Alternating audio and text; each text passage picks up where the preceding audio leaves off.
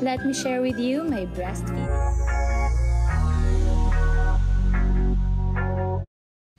Ibinahagi nga ni Maha Salvador sa kanyang social media ang breastfeeding room nila ni Baby Maria. Makikita nga dito ang breastfeeding room ni Maria at ni Mami Maha. Nag-e-enjoy naman nga itong si Mami Maha habang ibinabreastfeed niya itong si Baby.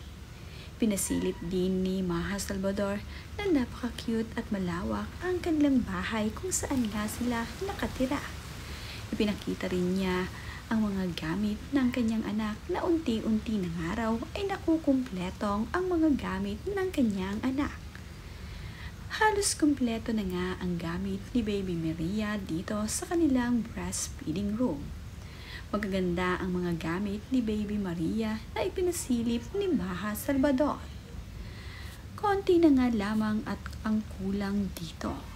Halos lahat nga ay nandito pero ayon nga dito kay Maha Salvador ay konti na nga lamang daw ay halos makukumpleto na ang mga gamit para sa kanilang munting prinsesa.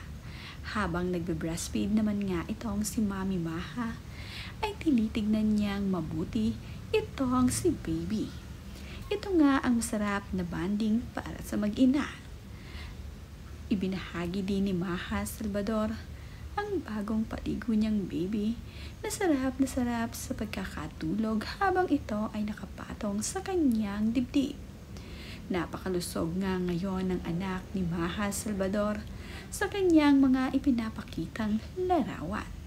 Gilit-gilit na nga ang mga binti at braso nito. Kamakailan naman nga ay nagbahagi ng mga larawan itong si Maha Salvador sa naganap na binyag ng kanilang anak. Mapapansin din dito na hindi pa rin ibinabahagi ni Maha ang mukha ng kanilang baby. Puro side view nga lamang pero mababanaag naman dito sa mukha o kahit nakatalikod itong si Baby Maria ay tiyak naman na cute na bata ito. Bilugan na nga itong si Baby Maria. Marami nga ang kinuhang ninang at ninong ni Maha at Rambo na kanilang matatalik na kaanak at kaibigan.